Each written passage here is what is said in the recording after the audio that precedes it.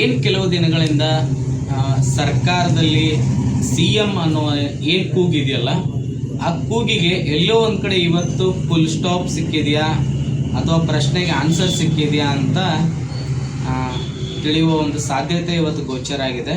ಏನಂತಂದರೆ ಎಲ್ಲರೂ DK ಶಿವಕುಮಾರ್ಗೆ trouble shooter ಅಂತ ಹೇಳ್ತಾರೆ. ಜೊತೆಗೇನಂತಂದರೆ ಈ ಕಡೆ ಸಿದ್ದರಾಮಯ್ಯ ಬನದ ಪಟ್ಟು ಬಿಡದ ಒಂದು ಕಡೆ ಆದರೆ, ಇನ್ನೊಂದು ಕಡೆ DK ಶಿವಕುಮಾರ್ ಅವ್ರು ಏನು ಮಾಡ್ತಾರೆ ಅನ್ನೋ ತುಂಬ ಕುತೂಹಲ ಇತ್ತು. ಆದರೆ ಇವತ್ತೇನೋ DK ಶಿವಕುಮಾರ್ ಅವರು ಒಂದು ಗಾಳ ಉರುಳಿಸಿದ್ದಾರೆ ಅಂತಂದು ಎಲ್ಲೋ ಒಂದು ಕಡೆ ಸುದ್ದಿ ಹರಿದಾಡ್ತಾ ಇದೆ. ಯಾವ ಗಾಳ ಉರುಳಿಸಿದ್ದಾರೆ, ಆಮೇಲೆ ಈ ಬ್ರೇಕ್ಫಾಸ್ಟಿಂದ ಏನು ಸಿದ್ದರಾಮಯ್ಯ DK ಶಿವಕುಮಾರ್ ಒಟ್ಟಿಗೆ ಏನು ಬ್ರೇಕ್ಫಾಸ್ಟ್ ಮಾಡಿದಾರಲ್ಲ, ಅದರಿಂದ ಏನು ಅಡಗಿದೆ. ಆಮೇಲೆ ಇವತ್ತು ಸಿದ್ದರಾಮಯ್ಯ ಅವರು ಒಂದು ಮಾತು ಹೇಳಿದರು, ಹೈಕಮಾಂಡ್ ಹೇಳಿದರೆ ನಾನು ಯಾವುದೇ ತ್ಯಾಗಕ್ಕೂ ನಾನು ಸಿದ್ಧ ಅಂತಂದು ಹೇಳಿದ್ದಾರೆ, ಒಟ್ಟಿಗೆ ನಾವು ಇರ್ತೀವಿ ಅಂತಂದು.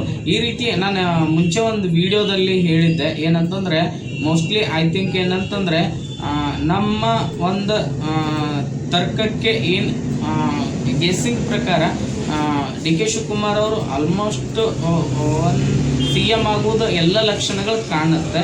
ಜೊತೆಗೆ ಏನಂತಂದರೆ DCM ಚಾನ್ಸ್ ಏನಿದೆಯಲ್ಲ, ಸತೀಶ್ ಜಾರಕಿಹೊಳಿ ಆಗುವ ಸಾಧ್ಯತೆ ಇದೆ ಅಂತ ಇದಕ್ಕಿಂತ ಮುಂಚೆ ಒಂದು ವಿಡಿಯೋದಲ್ಲಿ ಹೇಳ್ತಾ ಇದ್ದೆ.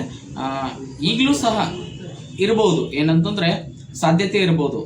ಸತೀಶ್ ಜಾರಕಿಹೊಳಿ ಅವರು ಉಪಮುಖ್ಯಮಂತ್ರಿಯಾಗಿ DK ಶಿವಕುಮಾರ್ ಅವರು ಮುಖ್ಯಮಂತ್ರಿ ಆಗ್ಬೋದು. ಆದರೆ ಈ ಸ್ಟ್ರಾಟರ್ಜಿ ಏನಿದೆಯಲ್ಲ, DK ಶಿವಕುಮಾರ್ ಅವ್ರಿಗೆ ಹೈಕಮಾಂಡು ಆಮೇಲೆ ದೆಹಲಿ ನಾಯಕರು ಇಲ್ಲಿ ಬಂದ್ರೂ ಸಹ ಜಪ್ಪಯ್ಯ ಅಂದ್ರೂ ಒಪ್ಪಿರಲಿಲ್ಲ. ಆದರೆ DK ಶಿವಕುಮಾರ್ ಅವರು ಹೇಗೆ ಮತ್ತೆ ಟ್ರಬಲ್ ಶೂಟರ್ ಆದರು ಅಂತ ಅನ್ನೋದಕ್ಕೆ ಈ ಅಂಗಳದಲ್ಲಿ ಬಂದಿರತಕ್ಕಂಥ ಹೆಸರು ರೇವಂತ್ ರೆಡ್ಡಿ. ಹೌದು, ಖಂಡಿತ ರೇವಂತ್ ರೆಡ್ಡಿ ತೆಲಂಗಾಣ ರಾಜ್ಯದ ಮುಖ್ಯಮಂತ್ರಿ ರೇವಂತ್ ರೆಡ್ಡಿ DK ಶಿವಕುಮಾರ್ ಅವರು ಬೆನ್ನಿಗೆ ನಿಂತಿದ್ದಾರೆ. ಜೊತೆಗೆ DK ಶಿವಕುಮಾರ್ ಅವರು ಮುಖ್ಯಮಂತ್ರಿ ಆಗಲೇಬೇಕು ಅನ್ನೋ ಒಂದು ಈ ಹೈಕಮಾಂಡ್ಗೆ ಮಾಡಲೇಬೇಕು ಅಂತಂದು ಇವರು ಏನಂದರೆ ಒತ್ತಾಯವನ್ನು ಗಟ್ಟಿಯಾಗಿ ಮಾಡಿದ್ದಾರೆ ಅಂತಂದು ಎಲ್ಲೋ ಒಂದು ಕಡೆ ಸುದ್ದಿ ಹರಿದಾಡ್ತಾ ಇದೆ. ಒಟ್ಟಾರೆಯಾಗಿ ಏನೇ ಆಗಲಿ, ನಾಳೆ ಇದಕ್ಕೊಂದು ಫುಲ್ ಸ್ಟಾಪ್ ಸಿಗುತ್ತೆ ಅಂತ ಸಿದ್ದರಾಮಯ್ಯ ಅವರು ಹೇಳಿದ್ದಾರೆ. ಜೊತೆಗೇನಂತಂದರೆ ಈ ಬದಲಾವಣೆ ಗೊಂದಲಗಳಿಗೆ ತೆರೆ ಏನು ಎಳಿಬೇಕಂತಂದರೆ ಯಾರು ಮುಖ್ಯಮಂತ್ರಿ, ಇವರು ಮುಖ್ಯಮಂತ್ರಿ ಬಿಟ್ಕೊಡ್ಬೇಕು, ಅವ್ರು ಮುಖ್ಯಮಂತ್ರಿ ಆಗಬೇಕು.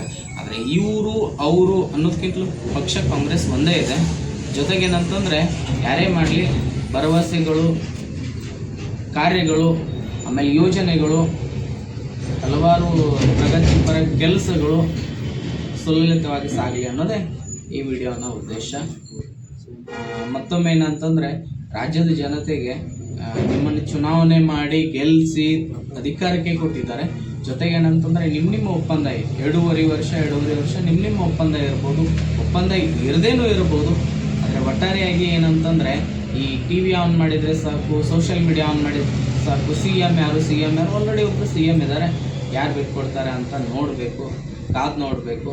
DK ಶಿವಕುಮಾರ್ ಅವರು CM ಆಗಿ ಜಾರಕಿಹೊಳಿ ಸಾವ್ಕಾರ್ ಅವರು DCM ಆಗ್ತಾರಾ, ಅಥವಾ ಸಿದ್ದರಾಮಯ್ಯ ಅವರೇ ಮುಂದುವರೆದು DK ಶಿವಕುಮಾರೇ ಆಗಿರ್ತಾರ ಅನ್ನೋದು ನೋಡಬೇಕಾಗಿದೆ. ಈ ಒಂದು ಕರ್ನಾಟಕಕ್ಕೆ ಎಂಟ್ರಿ ಕೊಟ್ಟಿದ್ದು ರೇವಂತ್ ರೆಡ್ಡಿ ಅವರು.